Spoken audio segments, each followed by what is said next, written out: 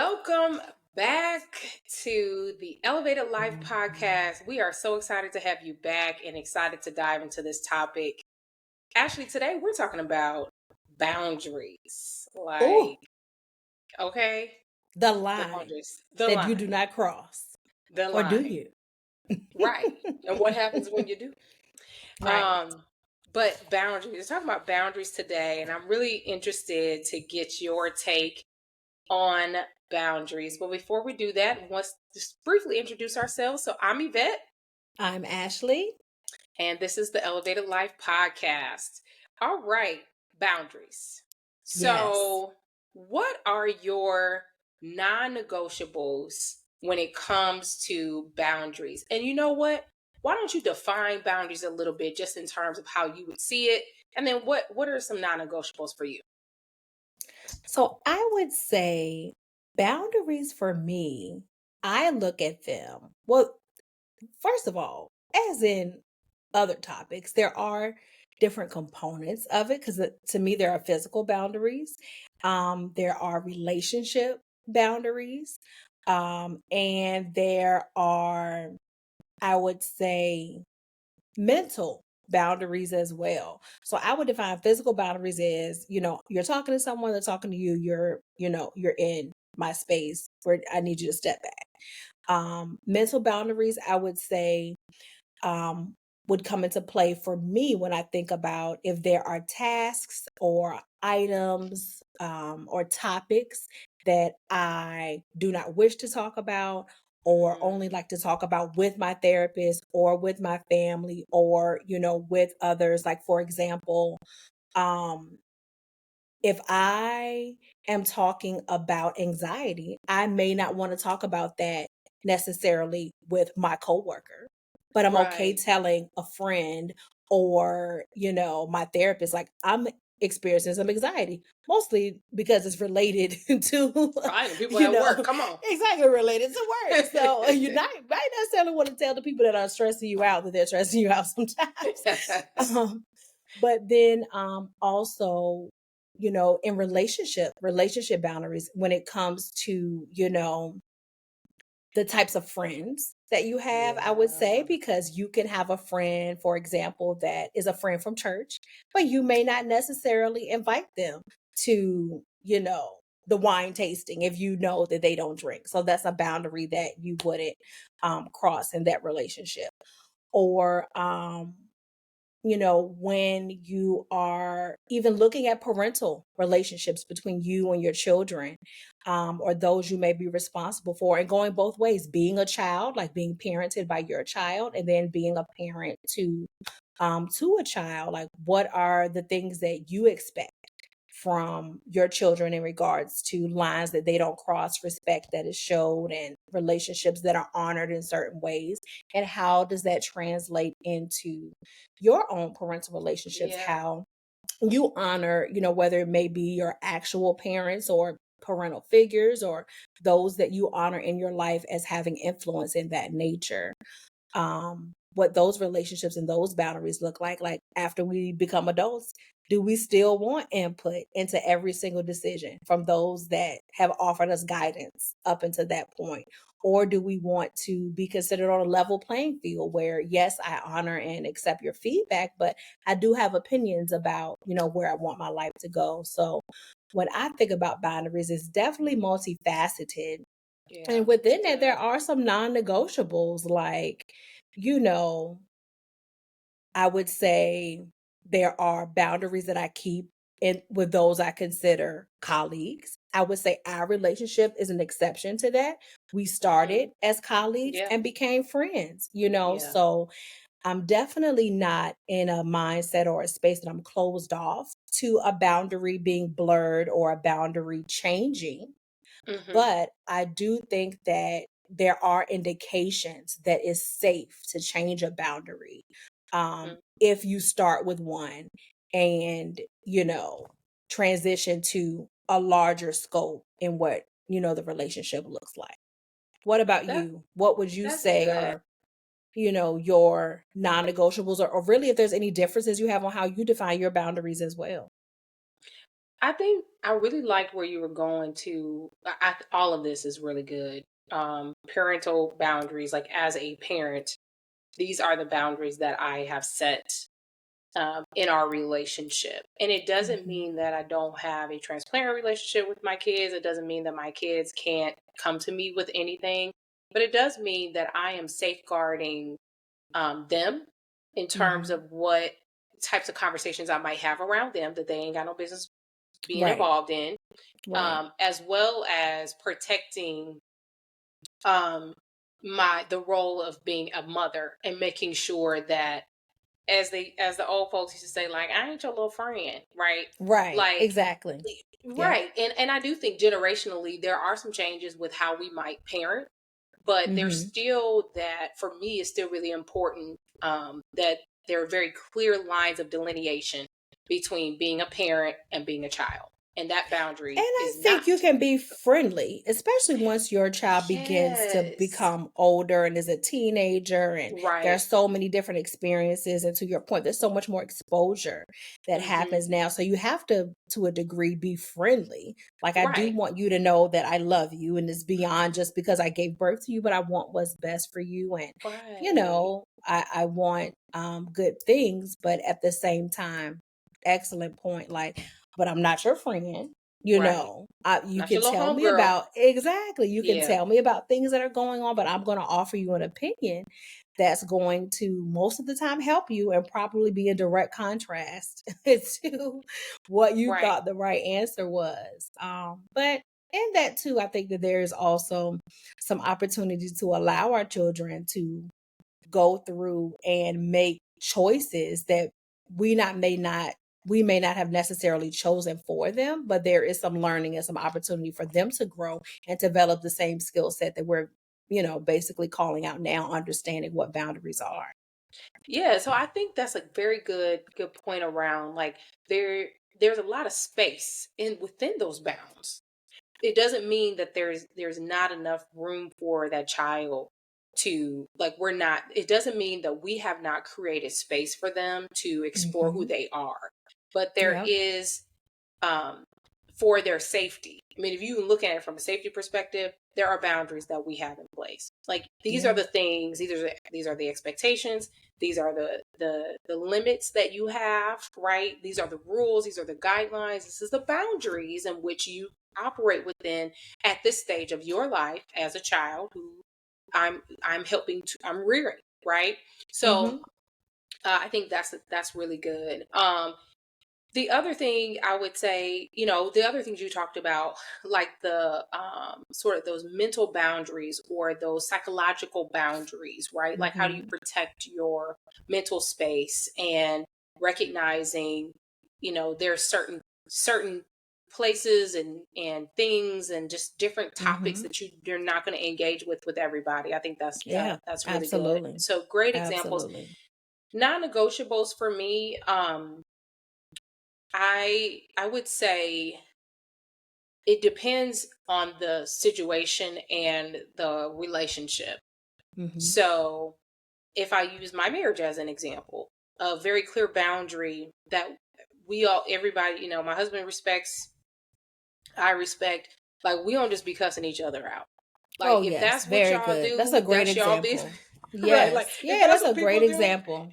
right, that's Mhm. a boundary. Yeah. You're not going Mhm. to violate me as a person by degrading Yes. me and talking to me like you somebody off the street. And Yes. that's that is vice Oh, versa, that's a right? good one. So Mhm. I think those are some of the other ones. Like there are marital boundaries. And Yeah. even things like, I mean, obviously the way you talk to each other is a really clear one, but how you Mhm. show up in the world is another. Like you're not about Mhm. to be out here disrespecting me Mhm. and engaging in conversations, doing Mhm. things that is a violation of our marriage and our Mhm. vows either, Mhm. right? And Now, our trust. and our trust, that's what it really Mhm. comes down to. You're not Mhm. going to we are representing the Creighton clan. We represent the Creighton family. Mhm. And so Mhm. you have to make sure that that representation is very aligned to what we're committed to within our marriage and our relationship. And trust is very important. And And the that's a sanctity of great marriage. point. Yeah. Absolutely. And that just brings me to something that in my relationship with my husband that we came to not necessarily early on, but fairly early on when we decided, okay, we want to be together. We want to make this work. And it came along the lines of, fighting fair, having Mhm. disagreements that are natural and they are part of growth and they are part of any normal relationship. But when you have those disagreements, you have to have some non negotiables, Right. in those boundaries. Cussing each other out is definitely one that we had established, but also the beyond those words that we know are, harmful at times, but also not saying things that are definitive, that you Mm. can't take back. You can always say, "Oh, I Ooh. take it back."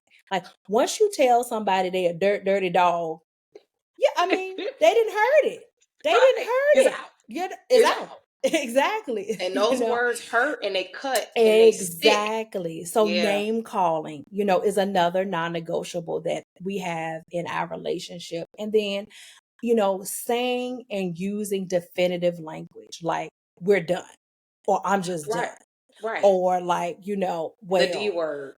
divorce. Well, Yeah. I'm just going to get a divorce. I'm I'm leaving just you. going to, is that I'm leaving you. You know what I'm saying? No. I'm just going to have to find something else to do. Like any type of language that alludes to the fact that you are no longer willing to be an active participant in the relationship. And what we learned in therapy from that is that those words, number one, are very hurtful. Yeah. They're traumatizing, so they can Mhm. stay longer. Trauma, as we know, is not just about necessarily the moment that it happens, but the replaying of that situation kind of takes you back to there, out of the place of healing and going forward. But then Yeah. also is degenerative toward, trying to build something. It Build. Yes. How deteriorates can you trust. build? Exactly. If I'm thinking that every time you get mad at me, you tell me that you're going to leave me, or every Mhm. time I do something that you don't agree with, you tell me that, you no longer want to work with me on, meeting in the middle on things that we value as a part of the relationship. So when you talk about boundaries and non-negotiables, especially around disagreement in relationships, that's definitely something that, we apply in our marriage, that, we don't use those words, we don't say those things because they can't be taken back and you just don't say them. They just don't help you go where you're trying to go. Do Yeah. you feel like, this is, in that same vein, what are your thoughts around if you're in a cycle like that's how you disagree, that's how you fight. That every Mm. listen, you know what I'm saying? Like your learned coping mechanism is, well, I'm done. You do this and I don't like it, then I'm done with you. At least I'm going to tell you that. Anyway, those are the words that I use. What are your thoughts on how you can get out of that cycle or out of that mindset Yeah. when you Ooh. have been pushed to a limit and you feel like, because you, even though we are saying, we're talking about, yeah, you don't say you're done, you don't say that it's definitive and you're not willing to work through it, but you know when you feel like that, and that's, honoring your emotion, how do you think you work through that? That's so good. And I want to talk about this in the context of marriage because that's where we are right now in our Mhm. conversation. But I also want to talk about it in the context of parenting too, because there are Mhm. some different things that came to mind when I think about boundaries there. So I want to talk about that. But in the context of marriage, you, we had a conversation. I don't even remember when, like long time ago, and you poured into me some things that I still look back on and use today. And one of the things you said, and I don't even remember the context of, exactly the situation, but I know it was one of those things where I wasn't feeling like, I felt like I was saying the same things over and over again Mhm. and not feeling completely understood and heard. Mhm. Um, in my marriage. And one of the Mhm. things that you advised me on was like, are you articulating that in a way that resonates with your husband. Good And reminder. Yeah. I was like, hmm. And you gave me some examples, like Mhm. when, describing the situation, like when this happens, when this Mhm. occurs, this is how it impacts me. And this is Mhm. how, and not, there's not a shouting Yep. match that's taking place there. My tone, I Mhm. had to be very considerate of how I approach the situation. But when this Mhm. happens, then this is how I'm left to feel, or this Mhm. is the impact that it has on me. And really Mhm. establishing that, coming from a place of good intent, where I Mhm. know that my spouse has the best interest for me in mind and wants Mhm. to honor me and love me, you know what I mean? And vice Mhm. versa.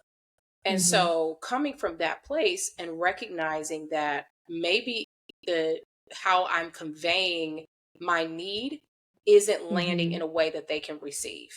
And so I Mhm. think that is applies when you talk about boundary setting, when you get into a Yeah. cycle, because I want to say what happens, and I can only speak as a woman, right? Like, Mhm. Mhm. we experience our husbands, Mhm. experience men through our husbands most of the time, Mhm. right? So Mhm. in understanding kind of a And our male's perspective, fathers. and our fathers, Mhm. right, Mhm. and friends who are Mhm. leaders and things Yeah. like that from a male Mhm. perspective. So, but we can only speak from a woman's point of view, right? Right. And so I think as women, sometimes what we tend to do is we wait until that boundary. We wait to address the violation of the boundary as it's happening. And I'm not Mhm. suggesting that that isn't important, but Mhm. at the heightened, moment of Yeah. tension and intensity, it's in conflict, it's probably Yeah. not the most impactful time, the most strategic time, the most appropriate time, Productive. productive Yeah. time, good Mhm. word, for Mhm. somebody to receive what you're saying. And That so, applies to children as well, and that though. applies to that it absolutely applies to Absolutely. children. That Mhm. absolutely applies to Absolutely. children. So I think that's what some of the errors that could be happening is when you get into those cycles. I know, and I've been there, and you're Mhm. trying to address it in the highest of tension. Nobody's Mhm. listening to anybody. They're just worried Mhm. about themselves. And so Mhm. coming back to the conversation, say, hey, we need to talk about what happened on yesterday Mhm. or last week or whatever. Don't let Yeah. it linger too long. But we need to talk Yeah. about that. And here's what is at the root and what's happening and how it makes me feel and the impact of that. Mhm. How can we how do we reset this in a way that respects both of us and meets the needs that we have? And so we're gonna fight, we're gonna have disagreements, but at minimum, the boundary shouldn't be violated. Mhm. So anyway, that Absolutely. would be my And thoughts. and I think that even if you apply that to girlfriend or friend relationships, that's a thing Hmm. as well because I can recall having not relationship, I can call it conversations is the word I was looking for. I can recall having conversations with others that may even be friends and there is a boundary and it's not necessarily always a boundary that's crossed. There can be a boundary that you don't feel like is being honored.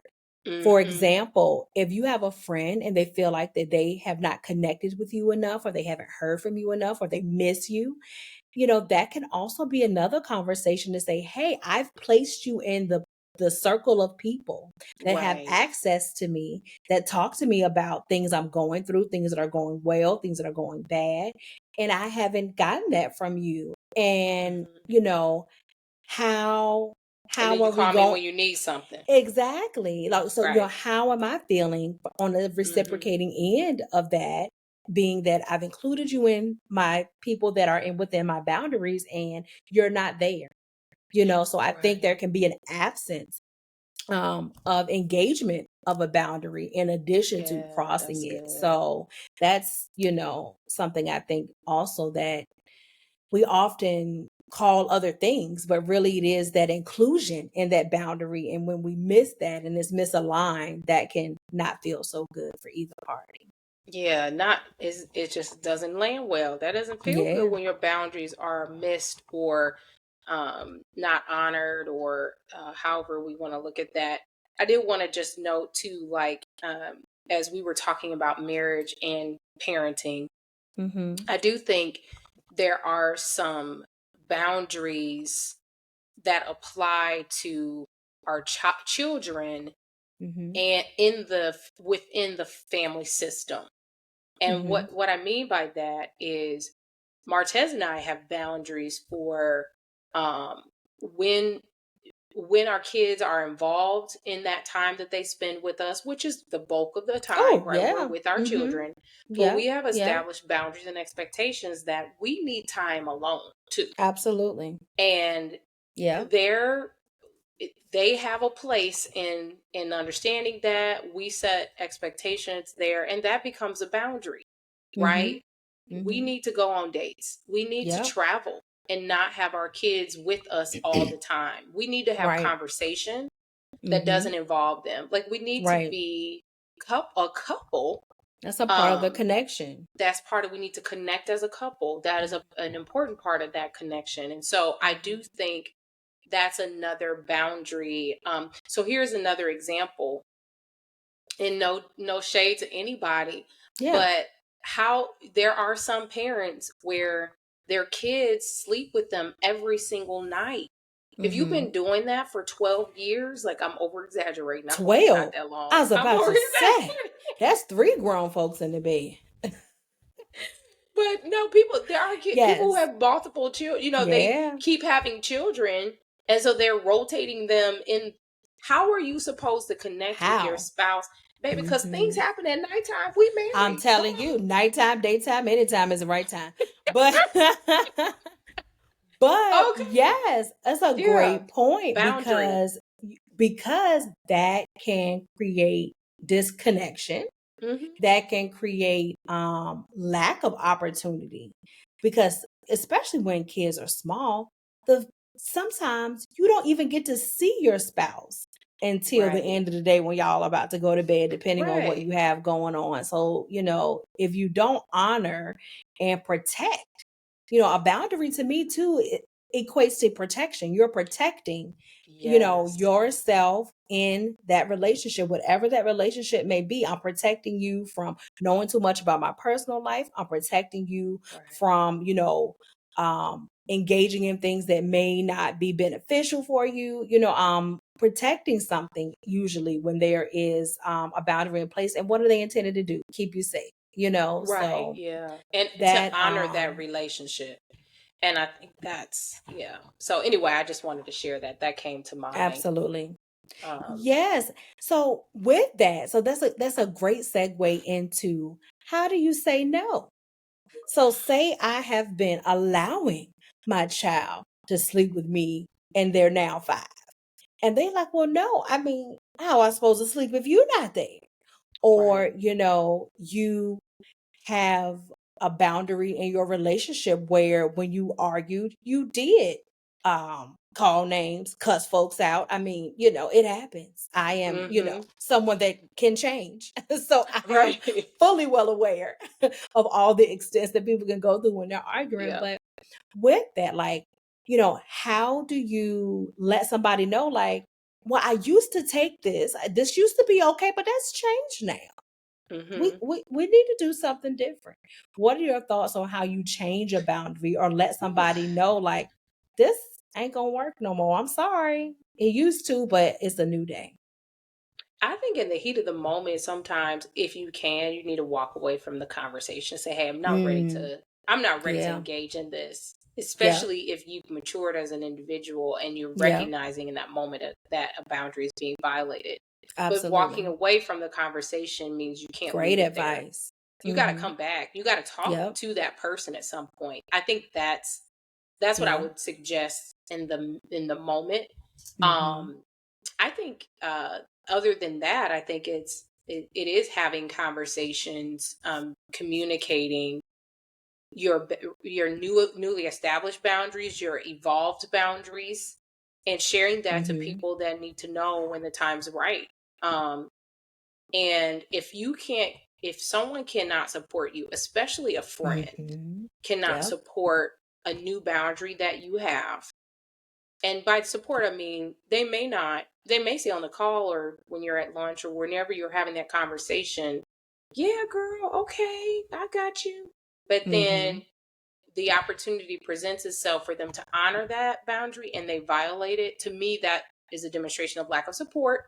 One, it could Mhm. be, also could just be them adjusting to the change or just recognizing they haven't gotten there yet.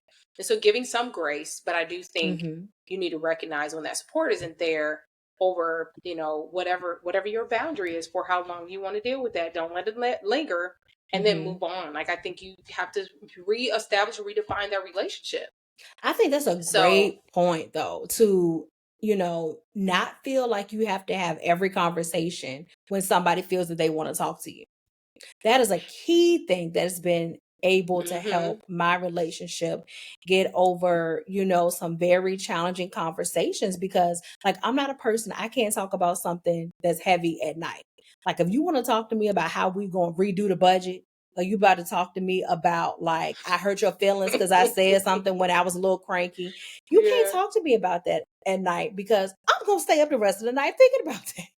I'm gonna be right. like, well, Lord, we got to No fix the sleep. budget. No sleep. I'll Mhm, be laying there like, well, what I need to do? I'm about to start, just change my, but I'm gonna change my habits. I'm gonna do this. I'm gonna do that. All of that. I go into immediate action mode of how I can correct mhm, it. When I have to talk about mhm. something that's serious at night. So that's one of the things that I've learned that's made it helpful and successful for Justin and I to have conversations at the right time. And he's learned to now also ask, I need to talk to you about this topic.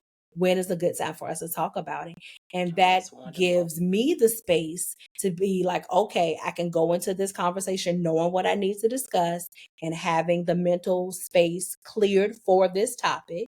But then also, it honors him. And to your point of being able to have a conversation that's important and, not feel like because I'm not having it when I want to have it, that it takes away the value or the levity of the discussion because it absolutely does not. Yes. That mutual respect Yeah. is still there. You don't have to talk about it necessarily all the time when you want to talk about it. Maybe have some give and take so you can be more in a partnership when you have that discussion so the other person doesn't feel like you're dragging them along. And who wants to drag somebody along? You want to have a willing, participant in the discussion. Um, and I think even just to add to that, when you say no to something, always consider that you may in turn be saying yes to yourself. Just because I'm telling Yeah. you no that we can't have this conversation right now. Yes, I'm Love saying it. yes to a good night's sleep. I'm saying no that I'm not going to talk to you about every single detail of my life, but I'm saying yes to the peace of mind to know that you can't come back and use that against me later.